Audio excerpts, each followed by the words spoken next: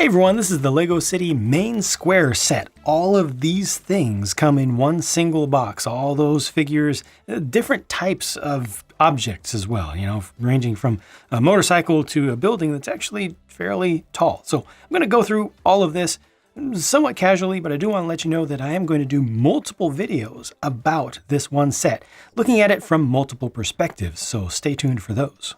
Normally I would give a little overview of everything we're going to be looking at, but we don't have time for all that. Let's get right into the details. Pretty much everything in this set is based off or inspired by the LEGO City Adventures animated TV series.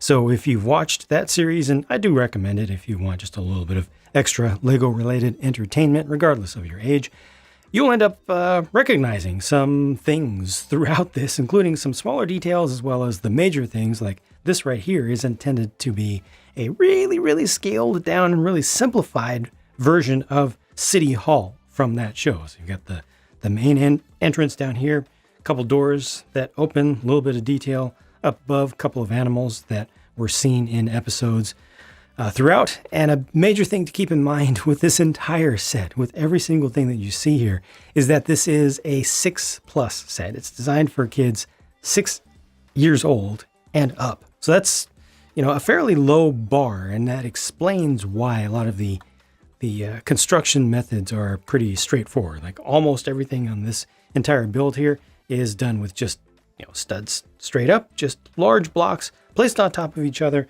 a handful of studs on the side, items, not a whole lot of detail, like not a whole lot of greebling, texture and all that kind of stuff. A lot of that is missing, which, depending upon your age, may just not look good to you. To me, I appreciate the size of it. I appreciate how quickly it went together. But yeah, it's definitely lacking in detail. The first floor down here has some valuables. So you got a trophy over there, another one over on the other side. It's like a grail of some sort. And then this is the key to the city. So this has rotating laser beams that go around that you got to look out for. Of course, use your imagination. Think that all of this is actually closed off, so there's only access for figures to come in from the other side. There's a security camera right there, just kind of angled in, also looking at that.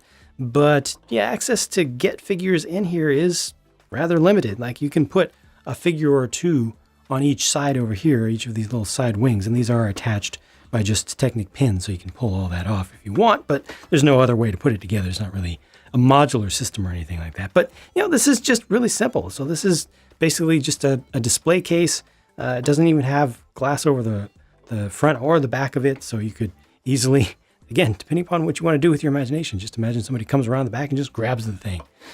That's that. This is the mayor's office up here. Also very simple. Has his desk. I actually folded up his laptop computer just to basically make it so that it wouldn't run all around as I transported this around. But yeah, it's a laptop computer and a briefcase there. And he's got some morning, pick-me-ups, some breakfast items there. Single letter. This is just the nice version of a proper LEGO umbrella. His seat is elevated by just a single plate underneath there. And he's got a clock over on the side. And that's that. That's really it for the details of the largest thing, the most major thing in the entire set. This space up here, it's like a closet, like a maintenance closet, but there's nothing in it whatsoever. It's a 2x2 space inside of it, and no, that's just that. There's supposed to be a bell up here, so definitely a bit of a lack of detail for that. Sticker used there. Oh yeah, there's one other sticker on the side. Down here, another little show reference to one particular episode. And I will point out that, or I will note that there are a lot of color issues with this because it uses dark red, the cursed color, the most cursed of colors that LEGO has ever had for color consistency, or rather the lack thereof. So, you just look at any area with the dark red on pretty much any LEGO set and you'll see massive differences, and that's not okay. We've had to deal with it as LEGO fans for years and years and years now. LEGO's supposed to be like the best of the best, high quality stuff. I am disappointed in that, and they should be too, and they really need to fix that. It shouldn't be this bad. It's not good. It's not a good look. I would expect this little diner to be one of the more loved things in this set for people of all ages because, well, I mean, it looks nice. It does rely on stickers, definitely, for a fair amount of its detail on the outside. And that sticker sheet, let me tell you, the sticker sheet that I got in this set, I was really unlucky. It's so offset. Like the red outline there that you see just on the right and the top, it's supposed to actually be even all the way around. Just where it was cut is that far off. So you can see it again on the open sign on the front. It's supposed to be centered. So it's just completely offset. You also see scratches on the windows. That's because of the newer material, which is not as resistant to scratches as the old. And it's actually a different chemical that they're using to form the plastic for transparent pieces now. It's supposed to be less toxic, I suppose, and there are rules requiring them to change from the old. Anyway, it takes scratches more frequently, and those scratches just occurred during shipment from the factory, ultimately to me. It's not my own doing. I do want to point out that this burger is unique. It's not a design that they've used before because it uses, very happy to see, the Super Mario large scale playset piece right here. This brown part, you see how the corners are there? It's a Super Mario platform piece, the smaller platform piece. So I was really happy to see that actually in use here. I like how this can spin. I could just imagine that spinning slowly in universe, in real life. It says 2 doors on the front to let you get in there. This really does not have good access to get our fingers in here to put minifigures in there. Best access is around the back, but it doesn't have a good system for removing the roof. That's a little bit disappointing because, like, how do you get a person to sit down there? You have to have tiny hands.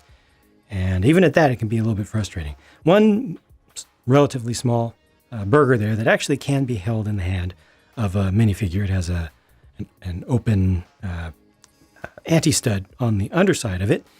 Got some condiments there, checkout register. What's that? Storage for money?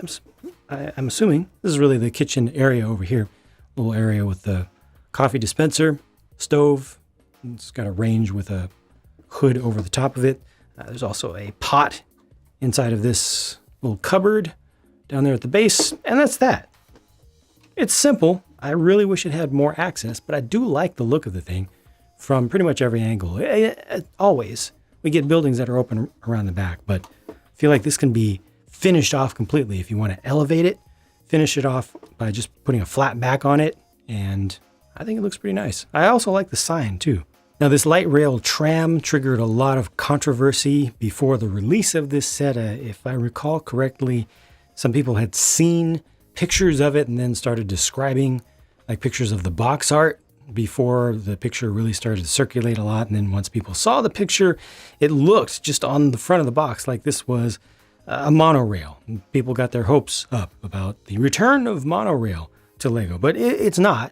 We'll talk about the box a little bit more later on, but it's just another tram. Like the last one that they did that was really nice was the orange colored one from another set similar to this ultimately.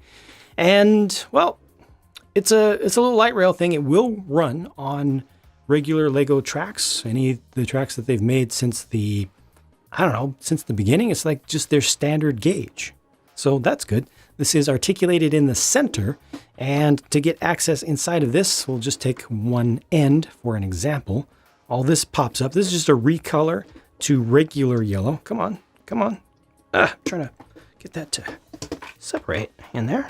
What's going on? There we go. Just a little bit tight. Just a recolor of the most recent train nose piece that they did in flame yellowish orange or orangish yellow. Now it's just regular yellow. Okay, I'm surprised that they did another of this major piece in such a similar color. Usually they'll go for a very different color. But so interior portions here, I'll just break this off to make it easier to angle it to you. You put a driver there, and the front and rear ends are identical. You got a console in front. It's all elevated up. There's a door on either side. That's nice to actually have access for the figures to get in and out. And for us, well, we just take the roof off. And we can get our fingers in there a little bit better. Only 2 seats per car. 2 seats in the front, 2 seats in the other front, right? This is another front. Doesn't really matter. Nothing in the middle. So I guess people can just stand in there. I feel like the orange tram was a little bit better in that way. They actually suggested that you store or transport a bicycle in the middle there. That one also had more seats. It's easy to fit more people in here than they did. So that's too bad. It like needs modification. These little tiles on the sides, I appreciate the idea there, but the fact that this stripe does not continue through kind of breaks it to me. Just aesthetically, I wish that had just been a little bit more continuous there. If this was all yellow, it would make more sense to my eyes. There's also a train platform here, which is small and fairly simple, but pretty decently detailed. And we've got a vending machine over here with some of the Vita, what's it called? I keep forgetting. Vita Rush. Yes, Vita Rush. I like that. I like that branding that they came up with. They've used it on some vehicles. It's nice to get the actual Vita Rush canisters in this. So it's intended to be a 2-layer vending machine. Again, you can see just how far off the cut was on my sticker sheet. Not everybody should have that problem. As a matter of fact, most people shouldn't have that problem, but nobody should have it, you know. I actually like the sticker designs, and overall, I mean, this is a efficient use of space, and it's got a single stairway on the side. It's basic, but it does the job. It only works for a single car, obviously, but you know, it lines up decently well. Not too much of a gap to mind in there, and again, good use of the parts count, I think. These two structure builds can be used together or separately. This is part of a scaled down version of the park or section of the main city park. And then this is a concert stage, which could be for a concert that occurs at the park. Use your imagination how you want to there. This is intended to be used by Poppy Star, who would use the single microphone stand there in the middle. Any backup singers or dancers have enough space around the edges, so that's nice. Now, the platform is not as small as it could possibly be to just hold a single figure, like Lego usually does. And I like the speakers. They're large. You can kind of rotate them around a bit. And I like the light bar up above. You can individually change the angles of these to make it look a little bit more alive. So this works, and I think is a good use of the number of pieces that are, that were taken out of the budget for this, including the barriers in the front. Like it just makes sense. It works for me. And then the park area over here, this is fairly small. Probably has the most details of any of the single builds in this set. Probably my favorite thing here. I'm going to say my favorite thing is what they did at the base of each tree. Just the fact that that's rounded, that space is rounded off, it's kind of nice. What I like least here is the fact that the chairs are just on the ground. It feels kind of sad to me. Like they should have been elevated at least by a single plate underneath each. Just putting them directly on the ground just feels undignified to me. Also, this pathway up the center with just plain tiles, no studs for, figure feet to attach to, and then ultimately coming up to this rounded area, the rounded fountain area around the statue. It just looks a little bit unfinished to me. Off to the side, you got this single table with some Lego storage container units there with possibly gifts or some stuff for putting together lunch. A couple of food items off to the side. The trees are fairly simple. Again, 6+ build, but at least you do build the trees. They're not fully pre-made. A couple kind of banister railing areas off to the side. And that main, I do like the colors. How this whole thing is colorful, mostly because of this string here. But the statue is of Horatio Hubbs, who was talked about in just one episode for just a brief time, going back into time. He's an ancestor of Harl Hubbs, one of the main recurring characters.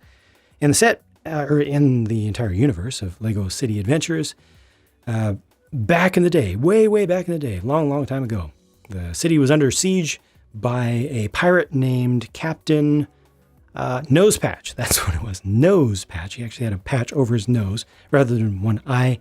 This guy freed himself, used the cutlass there, never got his shackles removed from his bondage, and Well, yeah, even after he freed the city from the tyranny of Captain Nosepatch, still nobody took the shackles off. That's actual in-universe story. Just if you haven't seen Lego City Adventures, it's full of self-deprecating stuff and tries to be extra silly with things. But yeah, obviously kind of inspired by Robin Hood here, but not fully. A couple of emergency response vehicles here, just fairly basic stuff. ATV has a single clip on the back to hold on to some handcuffs, got the light and the antenna. Single person can ride this, and that's that. And, for a 6+ set, this kind of seems about right to me, as does the helicopter, which is built up. Like, you actually have to properly assemble it. It's not based off a single fuselage piece like a 5+ set would have it done. Use the printed piece back here, which has the wrong set number on it, but I think that's fine. Perfectly fine with that. I do wish the rotors were longer. Big ol' scratch on the canopy piece, unfortunately. Single person will sit in there, and this is for catching things. Like, for example, you could, rescue a cat or something. But yeah, this is what it is. Straightforward. Here's a non-emergency vehicle. I actually really like the overall look of this as a stretched limo from Lego. I think the tires stick out just a little bit much. I wish they were brought in. But, overall, the proportions of this, a lot of people hated on it. I personally think it looks kind of cool. And it's got the doors that you can open. What I like least about this is the fact that the side view mirrors are made with those large light gray pieces that don't really fit in. But other than that, I like the black and the choice of the not yellow, but yellowish orange or orangish yellow color for the line there. Kind of works with the gold used for the wheels and everything. And the build for this is pretty straightforward. It actually uses 2 car chassis pieces to get the occupants down fairly low and to get access in there. For us, we can open this up and we can also pull all this up as well. So holds really, you could get an additional person in there, but it's really intended to have just a single passenger, a single VIP passenger, and then the driver up front. Driver gets a printed console piece and the steering wheel. Passenger gets a table with a faux wood finish and a TV up there. You got to kind of squint because it is a little bit far away from you. And you could potentially put something right here as well as a little bit of extra, just some simple, small luggage. So overall, I think this is effective. And again, for something that's rated 6+, it's not bad. Definitely could have been worse. This really funky looking little cart is the personal work vehicle of Handyman Harl Hubbs. And I think this looks reasonably similar to the one on the show. He carries around all kinds of crazy stuff, including a lot more than this frequently. So it's just adorned with all sorts of random stuff. And he can use this chain here. It's already hooked up. It's got a ladder on the side. He's got a personal flotation device, dynamite, popcorn. Some of these items have actually been used in the weirdest ways on the show in unexpected ways for comedic effect. So I appreciate that. Got the life saver ring there and a faucet. Overall, this works pretty well. The rear tire is not quite right per the show. I guess they could have used the newer mold for not a bicycle, but a tricycle that has like just a single wheel on the back, and then you can attach whatever you want to the front. But I'm assuming that was thought about and then discarded as an idea. It might have been too complex or a little bit too limiting. So this build, it looks terrible to people who don't understand the context of it. But to me, recognizing what it is from the show, to other folks who have seen the show as well, I think this should work pretty well. Last little transportation items here before we dive into the figures. Got a skateboard for a little Billy there. Just a regular bicycle, nothing special there. And then a motorcycle for Snake Rattler, the character. I really like the look of these unfaired motorcycles, the most recent ones that Lego has done. Plus, you can customize them because they have some attachment points. So those are good to me. So many figures in this set, and a bunch of them are named characters from the City Adventures universe. So left to right, this is the mayor of the town, and it's Mayor Fleck. This is Handyman Harl Hubbs, and that's Poppy Star there, and we'll just keep it going. So new color for the corncob guy outfit. Now he's just a yellow on dark green, and there's a print underneath there as well.